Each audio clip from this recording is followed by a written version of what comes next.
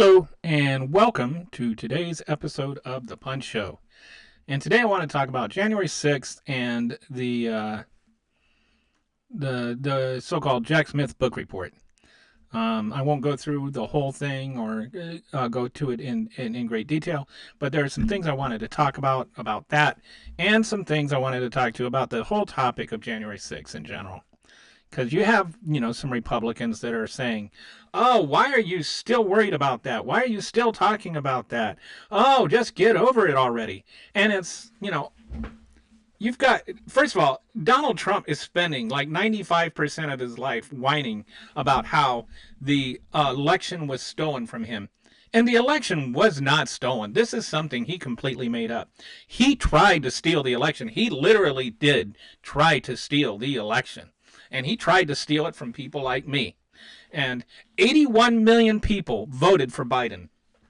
And whether you were in one of the swing states or not, every single person who voted for Biden, he tried to steal the election from them and give it to the people who voted for him. This is, honestly, I cannot think of a bigger crime in American political history than this. And they want to just say, oh, we should just let this go? We should just pretend it never happened? No, I'm sorry. No, no, no, no. You don't get to say that. You don't get to say let it go. We didn't let 9/11 go 4 years later. How many years did it take us to get Osama? How many years? And we didn't quit. We didn't give up until we got him. And I'd say Trump's a bigger criminal than Osama. Because what he did as president, not as a terrorist. I don't expect terrorism from my president. I expect terrorism from terrorists. So, yeah, let's stop with this nonsense. Oh, we should just let it go. No, we should not let it go. You don't get to call yourself a patriot and say, let it go.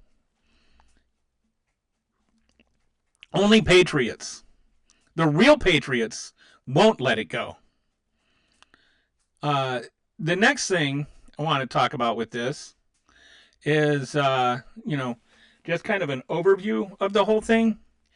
And it's like basically he breaks it down into 4 sections. The first section is like all the facts of the case. Just, all the things he wants to present at trial. The second thing he talks about is kind of the legal theory of immunity versus not immunity, official acts versus non-official acts. And so he is arguing that all of these things that are in this indictment, in this amended indictment, all of these things are things he did acting as a candidate, as acting as somebody that was seeking the office, not as somebody that was president or holding the office. There's nothing in there that he did that is actually a role of the president.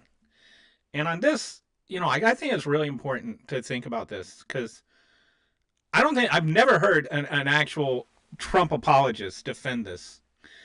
And I think it's something to think about. In the Constitution, it tells exactly how the electoral vote is supposed to happen. And the there's all kinds of people involved in it, right? There's the citizens that vote. Then there's the electoral college members. And then there's the state legislatures and the governors that affirm that this is a fair and accurate counting. And then they authorize the electoral college voters to go to Congress, where all the members of Congress and all the members of the Senate come together and they affirm, okay, this is the electoral college. This is how, each state says this is how our votes are cast. And then the vice president, acting as the president of the Senate, is the one who says, okay, yes, that's it. And it's strictly an administrative thing where they're confirming this is the actual vote. So the one person that specifically and very deliberately has no role whatsoever in any of this is the president of the United States. And like almost everybody else in state and federal government has some kind of role. Almost every other elected official. Think about that. That, everybody else has a role. The president doesn't have a role. You know why the president doesn't have the role? Because it's running for president. So it's like, imagine, like somebody like Mark Cuban back when he owned the Mavericks, right? Never a big fan of the refs. He definitely was not a fan of the refs. And he would complain about the refs all the time. He was kind of like famous for it. Can you imagine if you let Mark Cuban officiate Mavericks games? Like, do you think the Mavericks would ever lose a game if Mark Cuban could officiate the Mavericks games? That would be kind of hokey, right? Like, there's a reason you don't let the president officiate the election, because he's the president and he can manipulate it. And that's exactly what he tried to do, and that's exactly why it's not in the Constitution, and that is exactly why it's not an official act. Because otherwise, every president could do that, could just say, I'm going to take over. I'm going to say, no, you guys aren't real electors. You guys are the real electors. And then just always choose the electors that choose him. So it'd just be silly, right? You're just begging for corruption if you do that. So it's not allowed. You can argue that if there is one thing, if there is anything that you can absolutely 100% with total conviction prove that is not an official act of the president, it is in having anything to say over the election process. Because that would, it's very clearly lined out, and he is not in it. And it's not accidental. They didn't go, oh, we forgot the president. We forgot to give him a job. So he says these are, like some kind of official acts. They are not. So that's Smith's argument, is he does not have any role in this. And since he does not have any role in this, none of these acts in this are protected acts. And so then in section 3, he goes through some of the like this, and argues how each act is not an official act, but an act as a campaigner. And then finally in section 4, he says, because of this, give me a trial. We need to have a trial. And so those are the 4 sections. First, the facts, then the logic of immunity versus non-immunity, and then the specifics of immunity versus non-immunity, and then the request for the trial. So then it starts going through the specifics and shows how, working as a candidate, he did these various things. And there's some things he does to prove this, such as when he's doing it, he would usually kick out all his White House lawyers. All his official lawyers would be kicked out of the room, and then he'd have these conversations with his campaign staff. And so then he's acting as a campaigner, not as president. And then there's like when he in the Stop the Steal rally, when he went up, they played YMCA, Fun to Stay at the Y, so he played that. He didn't play Hail to the Chief, right? So if he's acting as president, why aren't they playing Hail to the Chief when he goes up there instead of his YMCA anthem?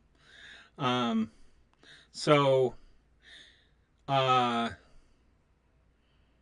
he goes through in detail and goes through all those things. But let's start looking at some of the specifics. Need to put on my glasses here. Uh, so these are just some of the really, really condemning things that it's hard to justify. And one of them, probably to me, like one of the most damning things is that while this was happening, while the whole thing was going on, what was he doing?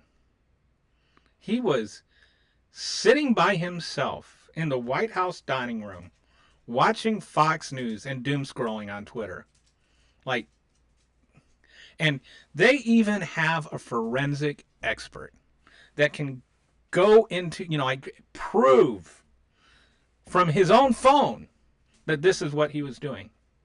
And then they're going to show that while he's doing this, and he's got Fox News on, so they got like timestamps on all this, right? And so then they can say this is what Fox News was showing at this exact moment. And so then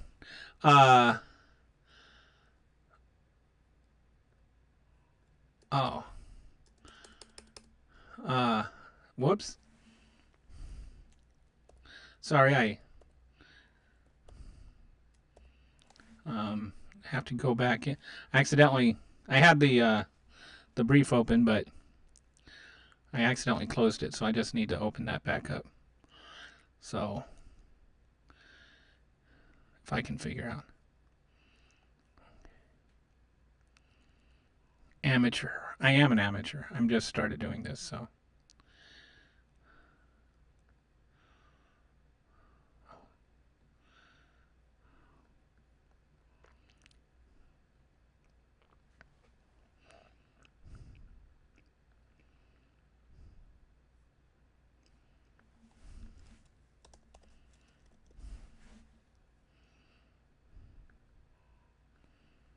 Okay, so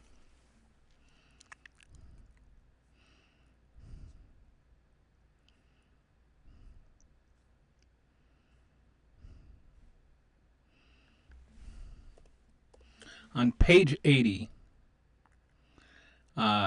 this is really fascinating. It says, so I'm just going to read this like page and a half to you. Fox News' coverage of events at the Capitol included, at about 2:12 p.m., reports of the Capitol being on lockdown and showing video footage of large crowds within the restricted area surrounding the Capitol. Much of the crowd was wearing clothing and carrying flags, evidencing their allegiance to the defendant. So they had on their MAGA hats and all that.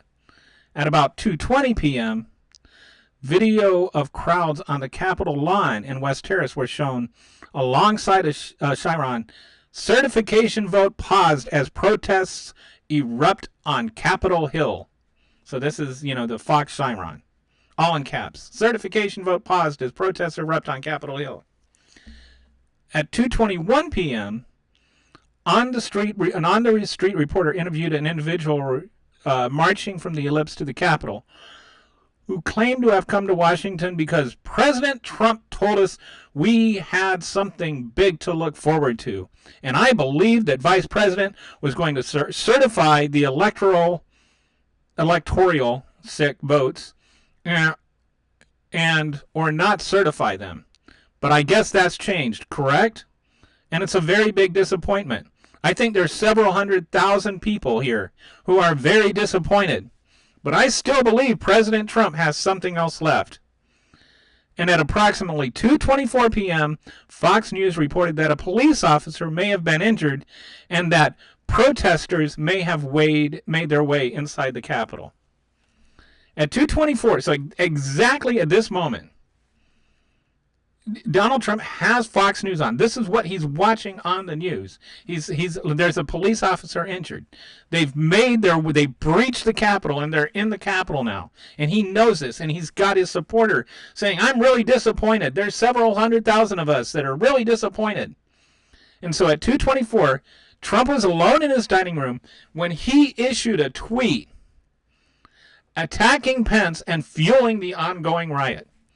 Mike Pence didn't have the courage to do what should have been done to protect our country and our Constitution, giving states a chance to certify a corrected set of facts, not the fraudulent or inaccurate ones which they reportedly were asked to previously certify. USA demands the truth. So he tweeted that right when Fox News is saying a police officer may have been injured and that protesters were inside the Capitol. So it's hard to think of that as being anything but a deliberate attempt to fuel the anger, to ignite things, right? And so he likes to say, oh, well, I said the word peacefully one time. But this right here speaks a lot more than that one word. The doom scrolling and not doing anything. Well, he was there because he didn't want anybody to talk to him. And everybody was afraid. Like, everybody was, like, in the other room, you know, and so they're like, oh, you know, he's throwing a tantrum. And he's, like, sitting there, and he's just doom scrolling and watching Fox News. And then he tweets this one tweet. And it basically says, kill Mike Pence. And, you know, he didn't have the courage. So his followers see this.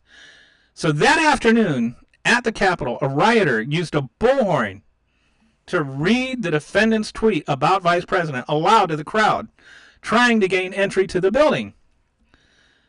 The defendant issued the incendiary tweet about Pence despite knowing, as he would later admit in an interview in 2023, that his supporters listened to him like no one else, right? So he tweets this. They're already getting entrance. They're already angry, and, you know, they're already giving up on the idea that, you know, Pence is going to do the right thing. And so he tweets this, right? And he tweets this knowing how they're going to react.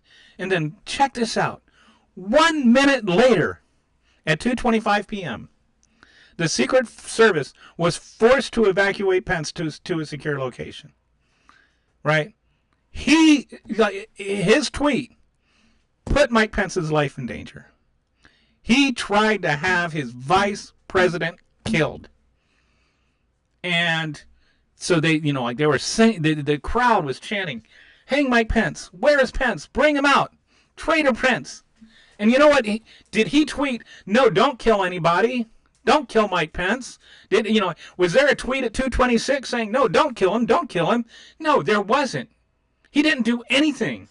He just watched it. And he didn't cheer for the officers inside. He didn't cheer for America. He cheered for the traitors that were trying to overthrow the country because they were on his side. Several rioters in those chanting crowds wore hats, carried flags evidencing their allegiance to the defendant. And, you know, Trump has never taken responsibility for this, but he was 100% responsible for Mike Pence nearly getting killed. And I have no doubt in my mind, that if that crowd had gotten a hold of Mike Pence would have died. And I have no doubt that if Mike Pence had died, that Donald Trump would not have cared. He would not have apologized. He would not have said anything. That, you know, he would have just said, well, you know, he should have done the right thing. And there was, so then the staffers came and told him that that Mike Pence had gotten out alive and he was safe. And he said, who cares? So, like, this is the President of the United States talking about the safety of his vice president. And so, like, I think last night in that debate on Tuesday night, I think Tim Walz really really struck a nerve when he said, why isn't the other guy here? You know, what happened to Mike Pence? Why are you here instead of him? So, because, you know, and then Mike Pence, or now Vance says he wouldn't do the same thing that Pence did. He would give Trump the election. He would overturn the election. Uh, and so then we know the aftermath of that, with all the violence, all the damage, taking over the Senate room, taking over the Speaker of the House's office, and the hours that were spent with things really in doubt. But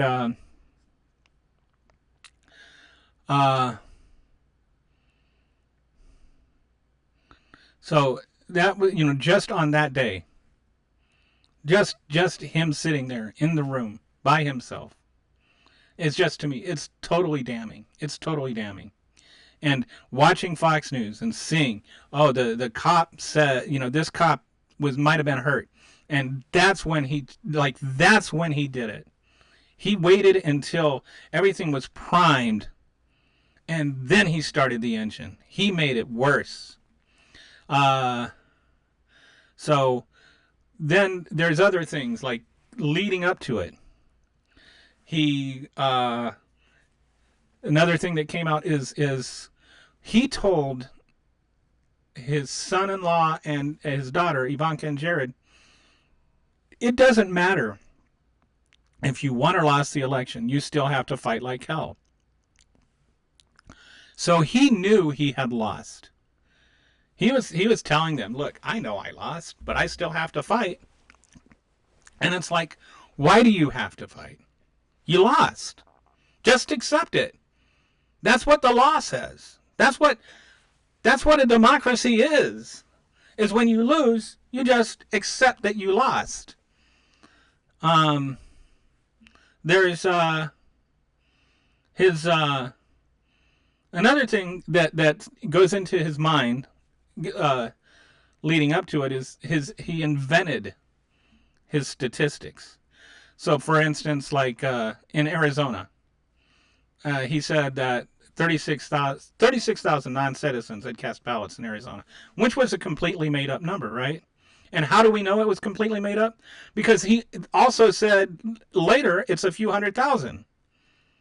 And then he said it was 40 or 50,000. Then it was 32,000. Then it was 36,000 again. If this was like actually based in any fact at all, it would have been 36,000 the entire time, instead of bouncing all over the place. This is, and you see him do this all the time, right? Like, he'll say, oh, we've got, 5 million illegals coming across here every month. Some people say 10 million. It might be 15 million. It's probably 20 million. It could be 25 million, and he just keeps going higher as though he's in his own little private auction in his head. And so then, none of those numbers are valid. None of them have any validity. So you can't take his word for any of those things. But there are people that do, and there's got to be some non-citizens voting, right? Like, you don't get these numbers out of nowhere, and he did get them out of nowhere. And the truth is, non-citizens voting is a very, very, very rare problem. Like, confirmed cases of non-citizens voting in the last 40 years is 22. Like 22. In every election. That's every presidential election, every local election, every city council election. That's counting people that sign petitions, that register to vote. Like, you see these things where, there's these suspected cases of registered voters. But those very, very rarely plan out. That's why you always see, we're handing this over to the district attorney to investigate. And then you never hear anybody getting prosecuted. And that's because the way those are is, like, you'll have somebody with a common name, like Jose Gonzalez, and it might even be like Jose L. Gonzalez and Jose R. Gonzalez, and they're both born on October 7th. But one is born in 1950 and one is born in 2000, But there's this, they're both named Jose Gonzalez. And so now we've got to investigate and make sure this is, like, the 50-year-old one is a citizen, but the other one's not a citizen. And so these are just like people that have similar names and, you know, like similar birth dates. And so they have to go and look and see if there's undocumented people that are voting. But they very, very rarely are. And the very few that are, they have like fake passports and stuff. Like they came over and, you know, like there was one case that was even somebody had a fake birth certificate. Then he used his birth certificate to get a real passport. He used his fake birth certificate to get a real passport. And so he basically lived as a citizen. And then they figured out that this was a fake birth certificate that he had obtained everything with. And so he got, you know, he got prosecuted for it. So there are instances where non-citizens vote, but they're extremely rare, and they're usually not even something voter ID laws would prevent. But that's another story. So then, the other thing is, there was this, what's his name? Can't think of the guy's name. He was the head of the Arizona legislature, and he kept telling this guy, "Oh, we're going to give you the evidence. We're going to give you the evidence." And this guy was like a lifelong Republican, voted for Trump, you know, went to Trump's rallies, spoke at a rally. I mean, Rusty something or other, I think. Anyway, Trump's like, "Yeah, we've got evidence that Arizona was stolen." And the guy's like, "Okay, show me the evidence."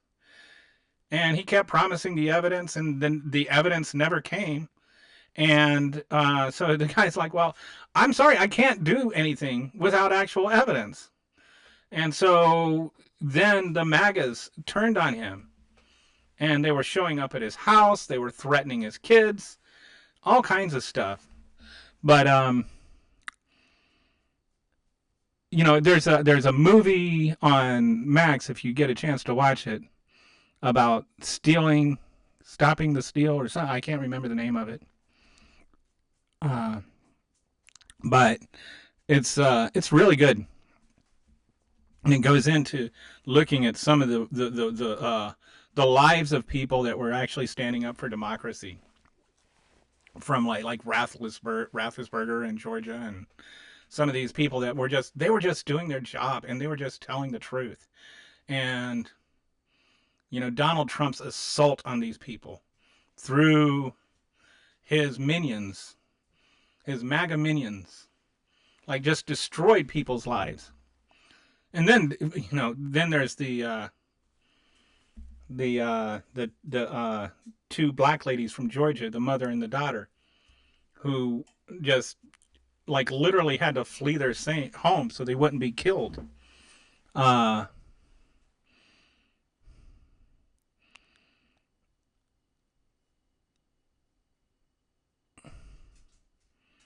So then, the other thing is that Jack Smith has access to things that the January 6th committee never had, because, you know, he's an actual prosecutor versus just a congressional branch. So they had access to telephone records and email records that they didn't have. And they said, and so they found out Trump spoke to Steve Bannon on January 5th, less than 2 hours before Bannon issued a prescient and provocative prediction on his War Room podcast that all hell is going to break loose on January 6th. So this idea that he did not know this was all spontaneous. This was like, you got the one of the leaders of the movement saying all hell is going to break loose.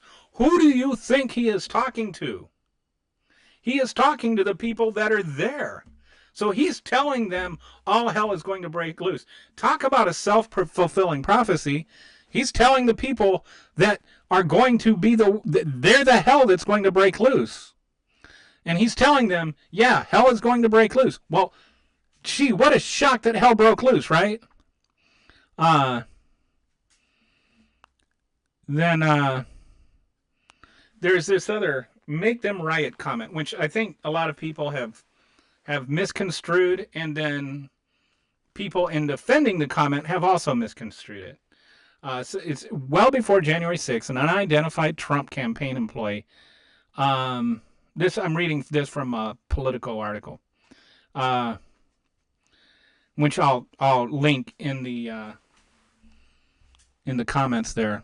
Uh, the employee, whom prosecutors described as co-conspirator, allegedly sought to create chaos at a polling center in Detroit when it became clear a bunch of election returns favorable to Biden was legitimate.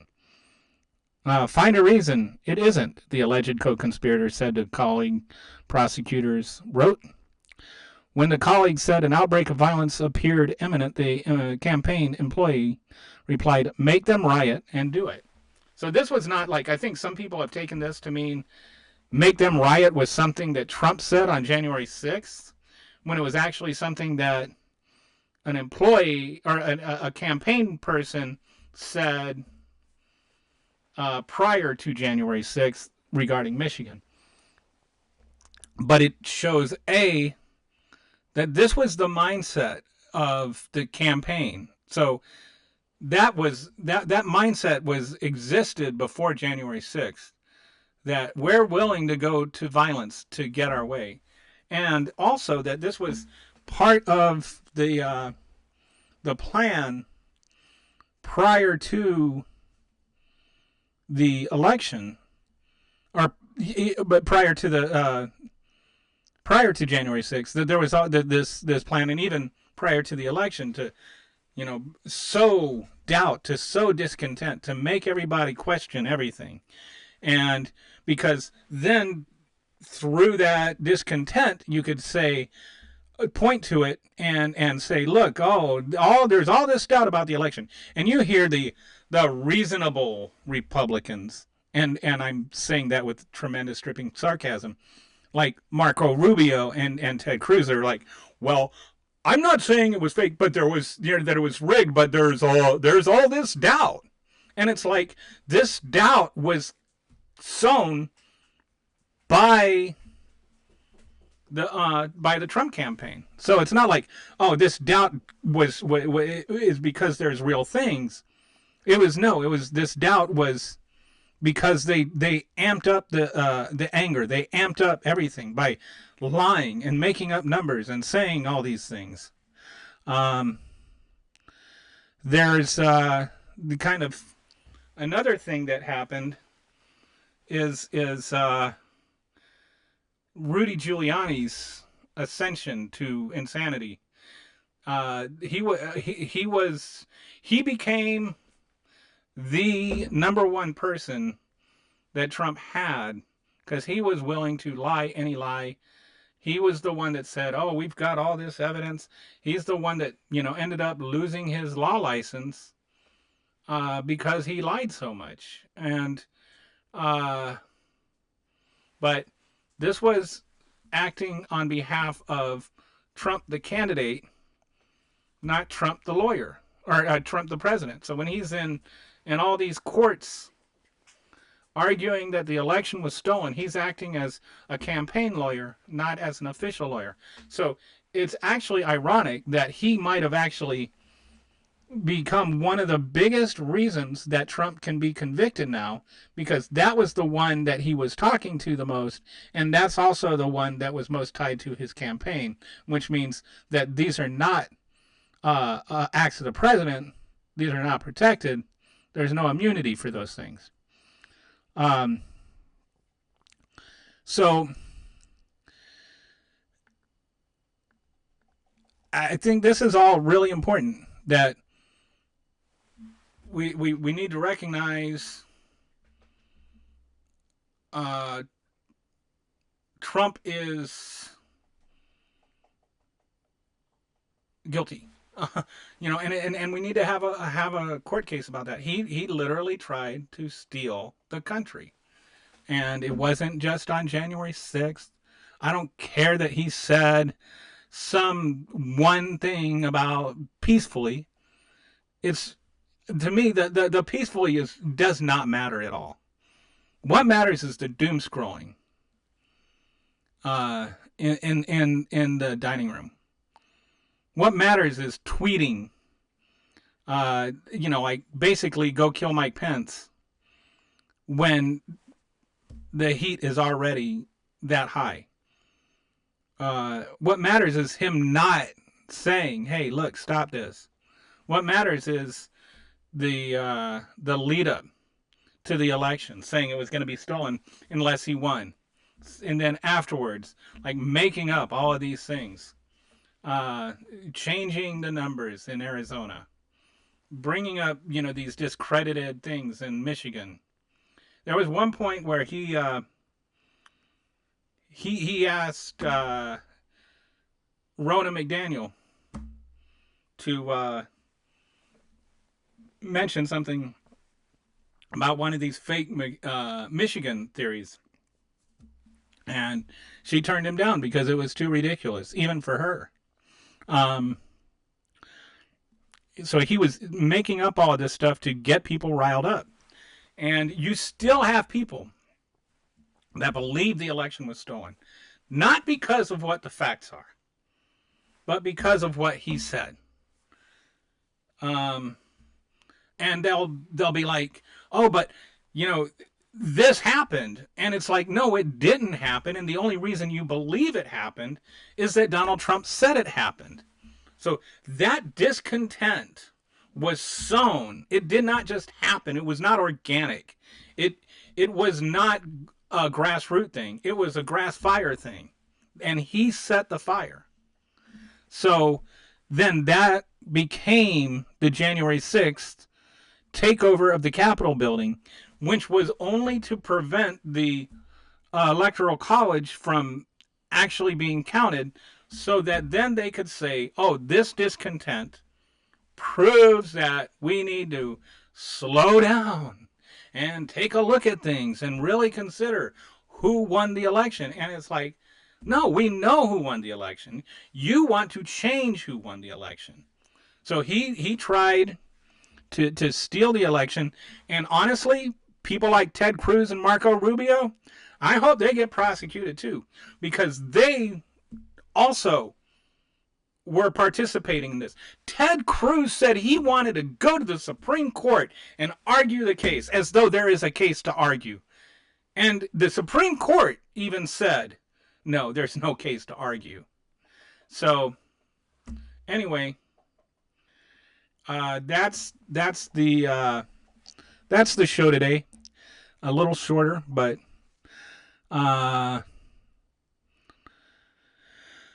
thanks for coming. And if you haven't already done so, click subscribe and like this video or whatever. Or if you have anything you agree with or disagree with, go ahead and leave me a comment, and I'll get back to you.